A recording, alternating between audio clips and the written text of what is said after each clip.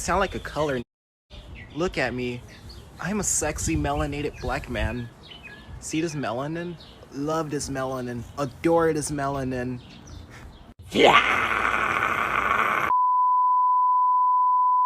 Hi everyone, just a little disclaimer before we begin this video. The camera was slightly slanted. I'm not really sure why, but I was genuinely just too tired to refilm.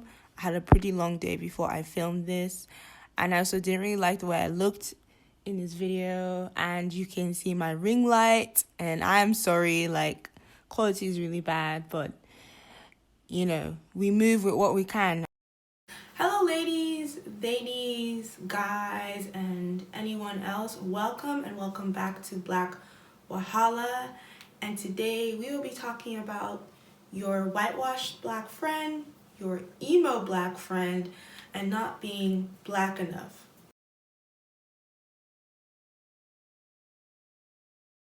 Have you ever been around a non-black person and they say, "Oh, you're such a Oreo. I'm blacker than you because I listen to rap and you don't." I used to get so annoyed by these comments when I was in school, as in all honesty, this was often said to put me down for whatever I was doing that was not typical black behavior.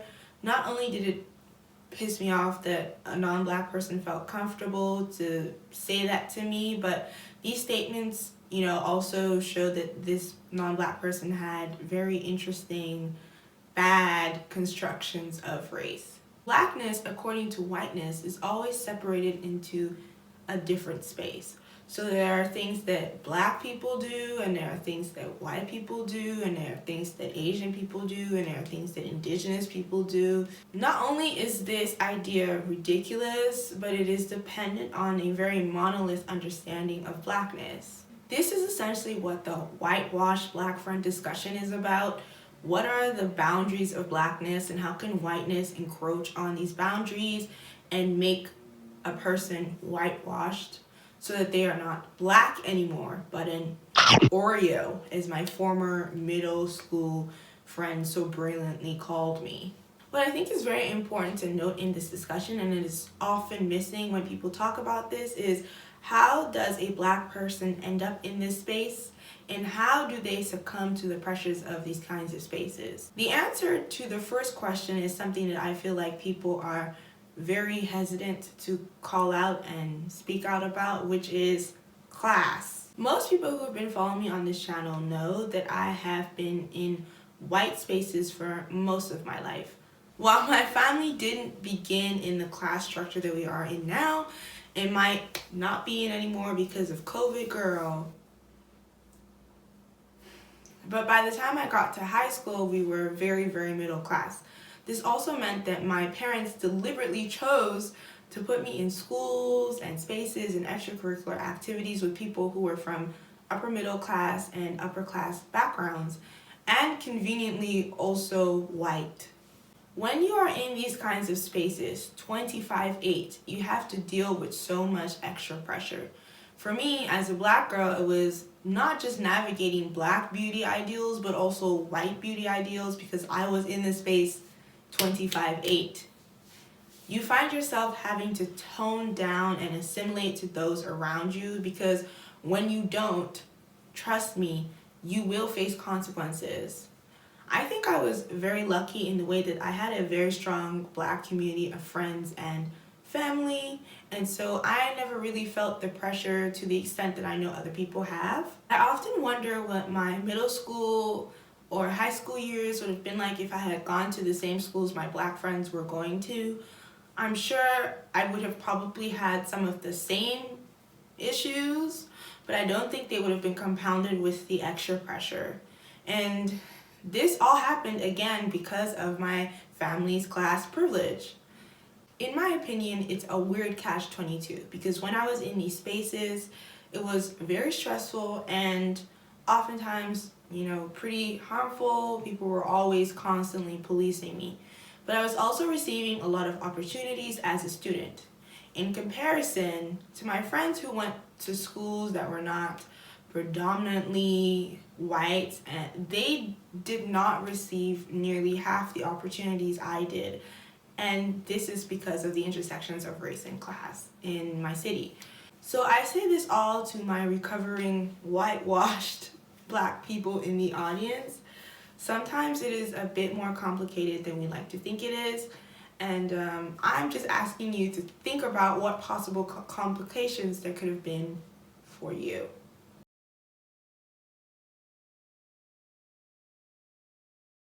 Do you know this meme? I absolutely love this meme because I do think it's hilarious, but I also think it's a pretty apt observation of the ways Black people in alternative subcultures might twist themselves to fit. So I never became fully emo in the sense of the word, but I am pretty into alternative, indie, punk, classic rock, metal music. I'm a huge fan of that kind of music. I mean, there was even a time when I listened to a lot of screamo and pop punk music. People were always saying that Black people weren't allowed to listen to these genres, but I think obviously that's so weird and ahistorical because so much of these genres literally were built upon the work of Black musicians. I mean, what about the term moshing? Do people know that it came from HR and Bad Brains, and it came because he is Jamaican and pronounced mosh as mosh? Where would rock be without people like Rosetta Tharpe, Chuck Berry, Little Richard? Without these Black musicians, there would be absolutely no punk underground. Bands like the Ramones, the Clash, and the Sex Pistols would have no inspiration to pull from. Without people in bands like Don Letts, Death, and Bad Brains, where would punk be today? So when people say that Black people can't listen to these genres, it's just, I think it's a weird thing to say. It's weird. Then again, I definitely was made fun of by my friends for my musical tastes. Not only did I listen to emo music, I used to listen to K-pop before it is the industry that it is now. I used to listen, and I kind of still do, I used to listen to J-pop. I think back to how my friends would laugh at what I listened to, and let me just say, I did do some weird things. That was never in the level of Koreaboo or Weeaboo, because listen, I've never wanted to be anything else but Black. I definitely was maybe a bit keen, a bit excited about my new musical tastes. So sometimes the mocking was just a bit of fun, and I honestly never read too much because I did too think that I was behaving weird at some times. However, being in these subcultures as a Black person always felt lonely. The white people who you met at concerts were often like hostile, racist, or would try and gatekeep. And at times I felt like I couldn't go to any of my Black friends because only had a few who would really understand, who were really into that kind of thing. I think when I was younger, I was so much in my head that I thought that I was the only person on the planet who was into these types of things, which is obviously not true, but I was 12. I think as you grow older, you kind of realize that that is the opposite from the truth. You know, it might have just required you to leave your small town, but you will always find your people. And so to all the young, emo Black kids out there who are, feeling lonely and feeling scared because you listen to emo and the white people that listen to emo are racist, so you feel you can't be friends with them and your Black friends make fun of you, just know that, one day you'll meet your people, probably when you go to college.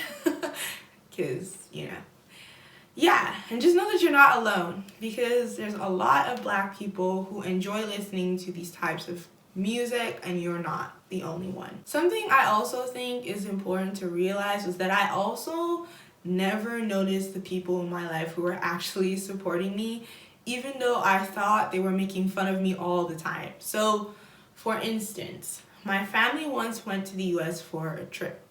And my mom and I went shopping, and I noticed that there was a Hot Topic in the mall. So this was a big deal for me because in our city, we did not have a Hot Topic. I know, the blasphemy. So I'm literally standing there like begging my mom to take me in because I think at this time I was listening to a lot of pop punk music.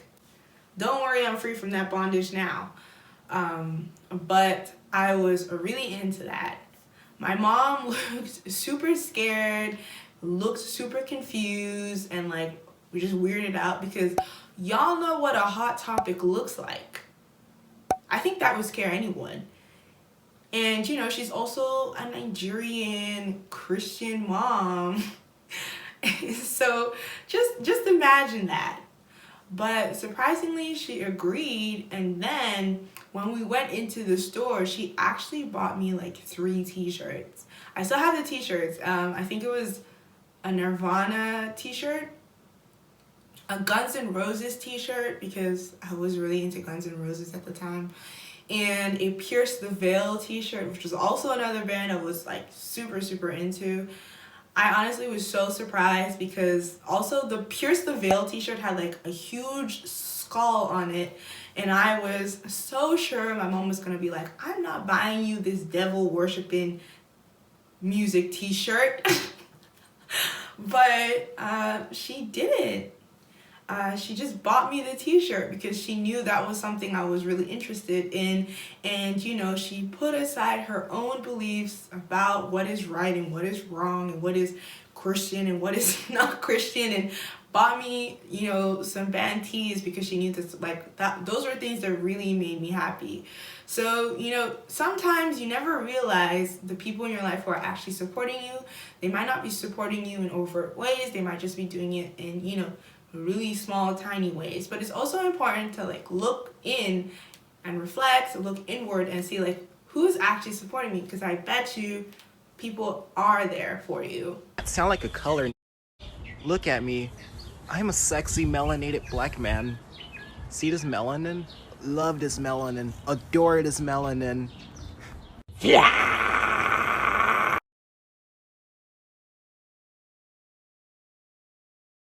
So every time this exact topic comes up, the TL goes up in flames. You see people talking about how, you know, black kids were jealous of them because they were in white spaces, or all the poor black kids were jealous of them because they were rich and bougie and behaved differently from other black people, or black people were mean to them because they were whitewashed. And there are always people also in response saying, you felt not black enough and ostracized, get over it.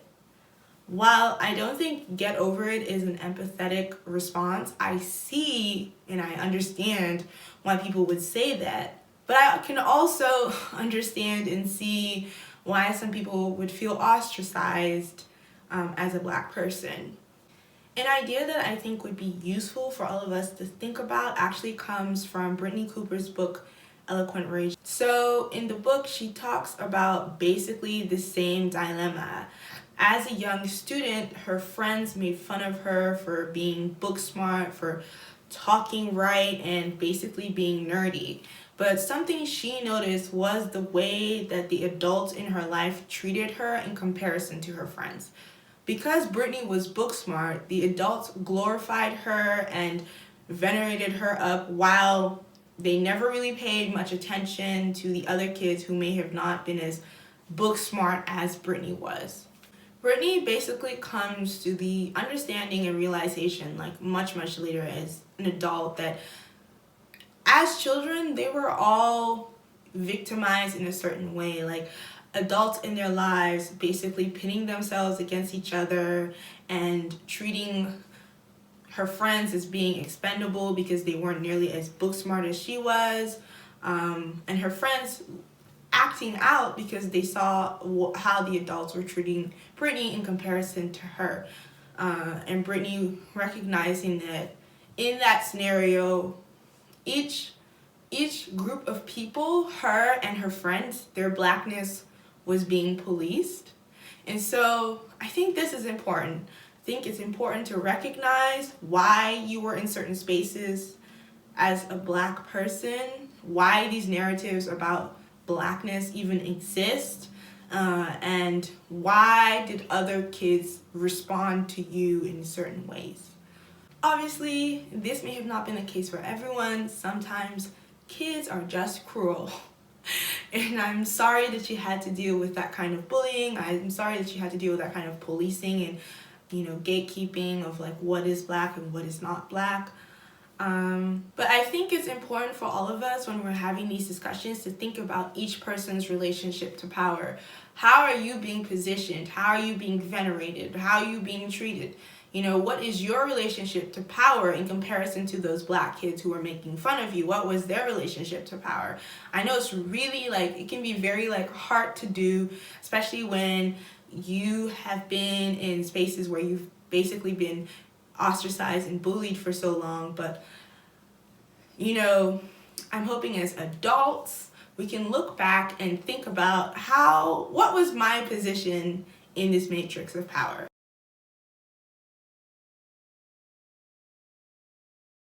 And like I said, again, I don't think it's right. I don't think it's fair that people should get treated any type of way because of the music they listen to or the books they read or, what they like to do in their free time. So I just want everybody to know out there that there is absolutely no one way to be black. So thank you for watching. Don't forget to like and share the video and subscribe to my channel if you like what I do on this channel. I just wanted to quickly thank everyone for subscribing. I have finally reached 500 subscribers. I know it might be small, it might be a small amount to some people, and growth is definitely slow on my channel, but I'm thankful for every one of you for subscribing, and I'm really grateful that people tune in and watch my videos and comment and let me know how they feel and continue discussions or even argue with me in the comments, which is fine. That's great. That's actually what I want to see, because you don't have to agree with me all the time. Again, thanks for watching. You can follow me on @BlackWahala on all platforms, so Twitter, Instagram, and TikTok, to hear more from me. Bye!